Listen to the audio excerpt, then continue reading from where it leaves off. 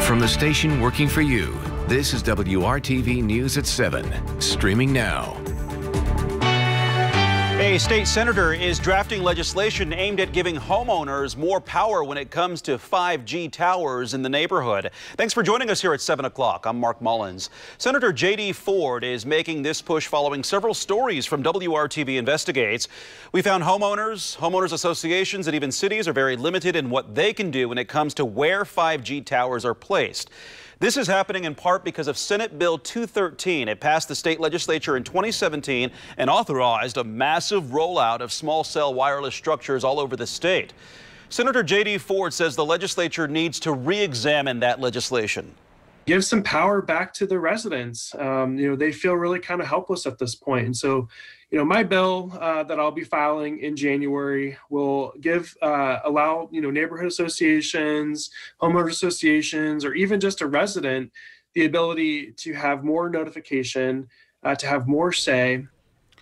Ford's legislation would also improve the notification process. The senator says some homeowners don't find out until their yard is being ripped up.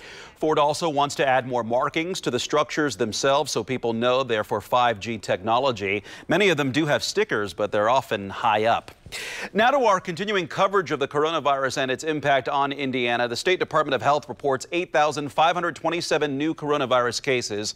60 more Hoosiers died with COVID-19, bringing the total number of deaths to 5,748. Since March, more than 359,000 Hoosiers have tested positive for the virus, and more than 4.4 million tests have been administered in Indiana. Now the vaccine update. The FDA says it is working day and night and weekends to evaluate and clear multiple COVID-19 vaccines for emergency use authorization before distributing to the general public. And doctors are trying to address the public's questions about the vaccine before it becomes available. ABC's Ramina Puga has more. Emergency approval for multiple COVID-19 vaccines are just around the corner as states prepare for the complicated rollout process.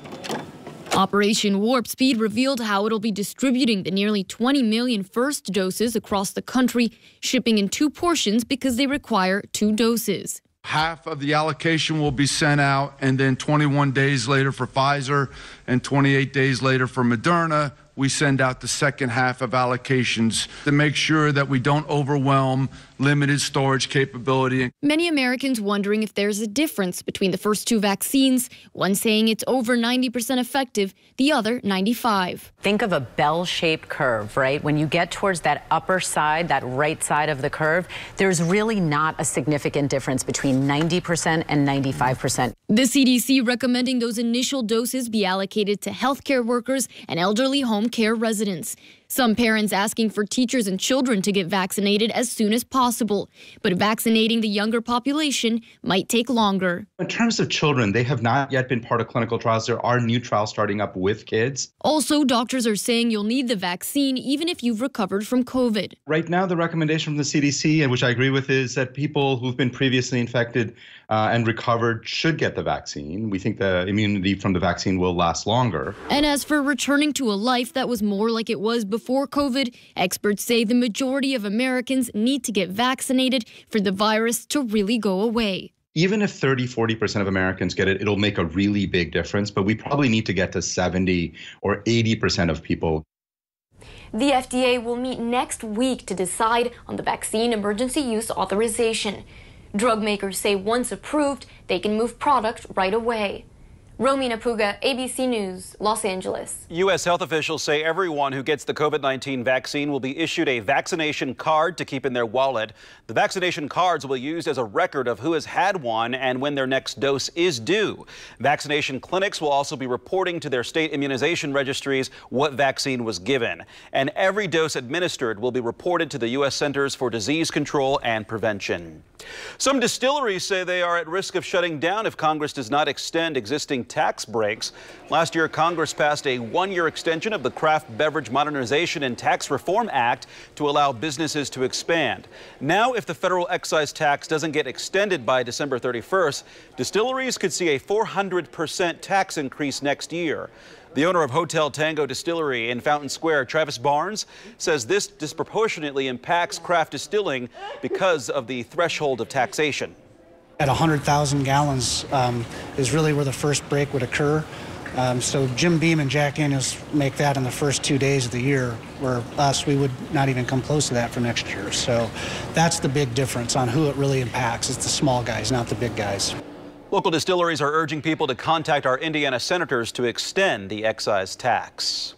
Now let's get a snapshot of the latest jobs numbers. The Department of Labor says first-time claims for unemployment benefits were up again in Indiana. More than 23,000 Hoosiers filed for regular unemployment last week. Thousands of others filed for other types of jobless benefits. Nationally, 712,000 Americans filed for benefits last week. That number was down from the previous week, but it is still higher than any week in U.S. history prior to the pandemic. Time now for a look at your storm team forecast, and we've got some more chilly days ahead, but we're staying above average, which I guess is the good thing here as we're in the middle of December. We'll take it and move on. The momentum that we gain tomorrow, Mark, we will not hold on to for the weekend. That's the story when I come back in the Maine weather. Want to flash back to this afternoon. We made it to 44 in Indy, up to 48 in Lafayette. Those temperatures around 4 o'clock this afternoon. Where are we at now? 35 in Peru. Temperature down to 40 degrees in Indy. What will happen overall tonight? Because of cloud cover and a very light southwest wind, the temperatures will not fall off as quickly or as far. Most areas will be just below the freezing mark to start our Friday. That southwest wind will kick up a bit as we go through the day tomorrow, at least the first half of the day. Notice the low temperatures come back down into the mid-20s for the weekend, Sunday being the colder morning. Oh, there could be a sprinkle or two Terre Haute into west central Indiana. Those should fade, though, as they come into central Indiana. There's lots of cloud cover, southern half of the state, that slowly moves to the south. And as you can see, during the day tomorrow, 46, the magic number, the wind gust to around 20 miles per hour, mainly in the morning hours tomorrow. They'll change direction as we get to tomorrow night. What that means for the weekend, that's coming up. We'll detail it for you shortly. Thank you, Kevin. Heading into the holidays during the pandemic has had a lot of people taking stock of the comforts they're fortunate to enjoy, like a way to stay warm in the winter. WRTV's Cameron Riddle introduces us to a local businessman who is working to provide dozens of kids with new coats this winter. 2020 has been a challenge to the health and financial stability of families across central Indiana. That's why local entrepreneur and real estate agent Mike Scott is giving back to the community. I actually had a friend reach out to me, her name is Tamika Graves, and she said, hey, Mike, we should do this coat drive. Just in time for winter weather, he's providing warmth for the city's kids during a coat giveaway this weekend, which he says will be the first of many.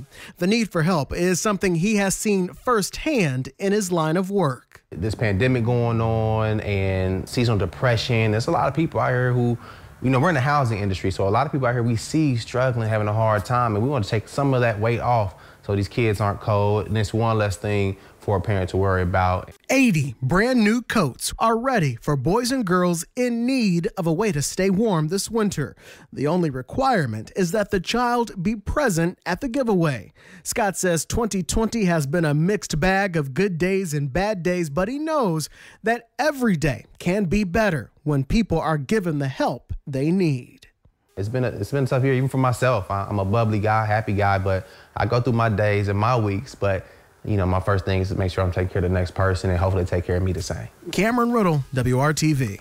That coat giveaway is happening this Sunday, December 6th at noon in the parking lot of Northwest Middle School at the corner of 34th Street and Muller Road. Again, children must be present to receive a coat.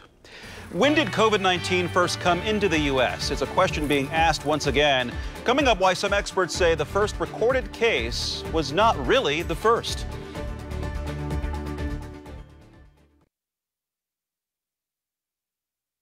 The first known case of COVID-19 in the U.S. was reported in late January, but a new study suggests the coronavirus could have been circulating around the country earlier than first thought. Scientists at the CDC analyzed almost 7,400 blood donations collected in 9 states by the American Red Cross from mid-December 2019 through mid-January 2020. Of the samples tested, more than 100 were found to have novel coronavirus reactive antibodies, including ones collected from California, Oregon, and Washington from December 13th through December 16th, 2019. Those antibodies may appear from past infections with the virus that causes COVID-19, leading the study's authors to believe that there may have been COVID infections in the U.S. in mid-December of last year. This is a highly contagious virus that almost from the beginning, when it started to transmit among humans in China, it was spreading around the world. An outbreak anywhere is an outbreak everywhere. I think that's what this reminds us of.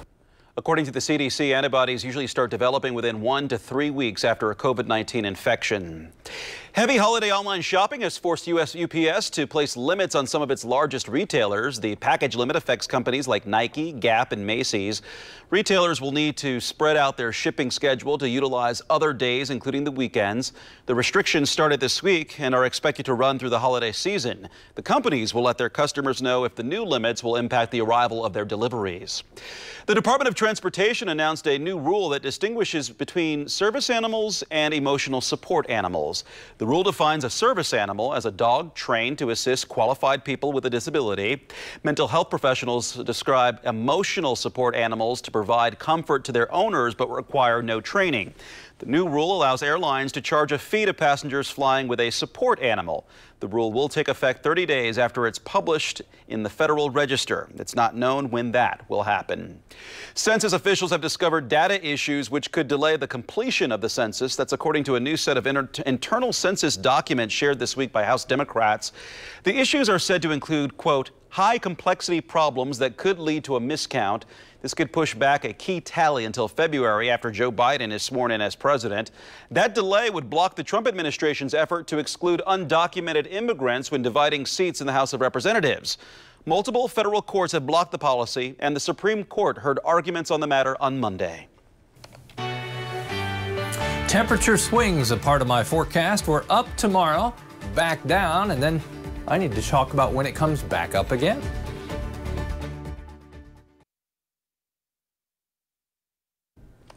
Here's an opportunity to help those in need this holiday or seek help yourself. The United States Post Office Operation Santa program kicks off tomorrow. People can visit the USPS website to find a child in need by reading through letters from children and families. And once you find the letter that speaks to you, you can purchase gifts, wrap them, and take them to your local post office. Santa handles it from there. This is the 108th year for the Operation Santa program. There's still time for families in need to sign up. Letters will be accepted through December 15th. The annual WRTV Toy Drive is underway, and your donations will go to organizations like Grassroots Projects. Here's a closer look at how that group serves Central Indiana. Hi, I'm Priya Gangwani, the president and co-founder of Grassroots Projects. We are an organization which was established in 2017 to serve and provide basic needs to immigrant children from under-resourced communities, low-income communities. 38% of immigrant population suffers from food insecurity.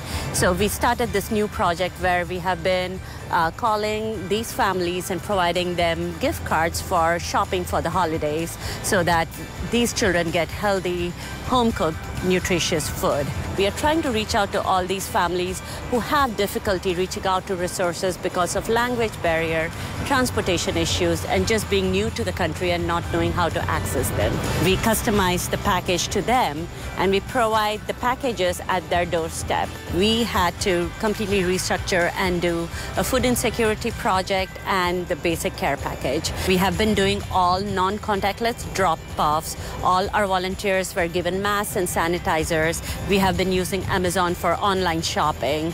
So we are doing our best to keep these families safe and protected during this pandemic. And soaps and masks that we are placing in every care package that we are sending to our kids. I really think the toy drive by WRTV is going to make such a big difference in these children's lives, especially this year, where they have been through the pandemic and all these changes. So thank you so much. And if you'd like to donate, members of the WRTV team will be outside 4 Simon Mall locations on Saturday. Collecting donations will be at the Fashion Mall, Castleton Square, Hamilton Town Center, and Greenwood Park malls. You can also drop off items at U-Store locations around central Indiana or text WRTV to 345-345. For more information, go to WRTV.com/Toy Drive. Kevin? And Mark, let's keep in the holiday spirit here with some holiday lights. Special thanks to Leroy Sexton sharing this as his home's all lit up, yard decorated as well. He's one of the entrants in our photo contest at WRTV.com. You can win tickets to the Christmas Nights of Lights at the Indiana State Fairgrounds. Love to see these pictures. Well done, Leroy. As you look at the holiday lights the next several days, it will be in dry conditions. I'll show more pictures during our 7 o'clock news as we go through the next several days. Let's talk about temperatures. As you look west, not much to see. Maybe a sprinkle or two in western Indiana and the southern portion of the state, but not expecting any big weather systems here over the next several days. 38, that's a cool spot. There's the radar, and you can see we're on the northern edge of a weather system. I'll show you the forecast models and the projections of how this rolls out through the day tomorrow. Then as we get to tomorrow night and into Saturday, we're on the backside of that. So the bulk of the moisture stays well south of us. We get a north wind. That'll send some clouds, maybe a flurry or two off of Lake Michigan for the northern portion of the state on Saturday. Tonight, temperatures, they'll drop in most cases to around 30. Could be some spots in the upper 20s. Temperature tomorrow, 46. That's nice. It's warmer than what we expect Saturday and Sunday. It's a temporary setback over the weekend because the wind direction will change. You'll see that happen in a second. Temperatures tomorrow, because of the clouds, start around 30. Not as cold as we have been the last couple of days. 44 at noon and a 46 afternoon high. I'll let this roll from the afternoon hours tomorrow all the way through Saturday, and you see what happens. See that flip from southwest to north? North wind this time of the year often brings some much colder air, and I wouldn't call it much colder, but noticeably colder is one way to put it. 45 in Marion for the high tomorrow, Lafayette at 46, Wayne County, Richmond 45, temperatures anywhere west and southwest of Indy about 47, and you push the upper 40s during the afternoon from Bedford and Seymour south. There's your weekend temperature profile, below average for this time of year. Saturday temperatures from northeast to southwest. What will happen, the colder air will take a little longer to get to the south, so you live a little more into the lower 40s. The rest of us will struggle to hit 40. There's your forecast, and the warming trend to swing back the other way happens next week, starting Tuesday at 42, back to 48 for the high next Thursday. The month as a whole looks to be above average. We'll be back with more news at 7 right after this.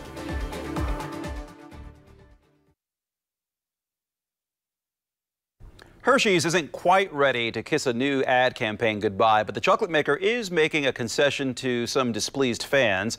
Hershey's got social media backlash after it changed its Hershey's Kisses Christmas Bells for ad for 2020. The ad debuted in 1989 and has remained essentially the same all of these years. The 2020 ad starts out the same, but the Kisses playing "We Wish You a Merry Christmas" as a bell choir. But then a girl picks one of them up, and it turns out she's baking with her dad as the song continues by a brass band. People complained on Twitter that Hershey's shouldn't tinker with a tradition. Hershey's now says it will now air both commercials. A scrapyard in the UK offers a chance to take out 2020 frustrations with a tank. It's called the Rage Yard, and it offers participants a chance to shoot, blow up, and otherwise destroy cars destined for the scrap heap. They say the car-crunching chaos offers much-needed catharsis in what has been a very frustrating year. And yes, there's even a tank for those who are really fed up due to the extremely limited space. The company is taking ballot-style booking requests. Winners are being drawn and offered a chance to bid. 2020 farewell with a big bang there. That's how you do it. I think it's even fun to watch that, let alone get to do that. If you're all bent out of shape, that's a good thing to do. Temperatures during the day tomorrow, 44 at noon, 46 or so for the afternoon high. A mixture of clouds and sunshine. Mark? And that's how we go out with a bang. Thanks for joining us. We'll see you back here tonight at 11.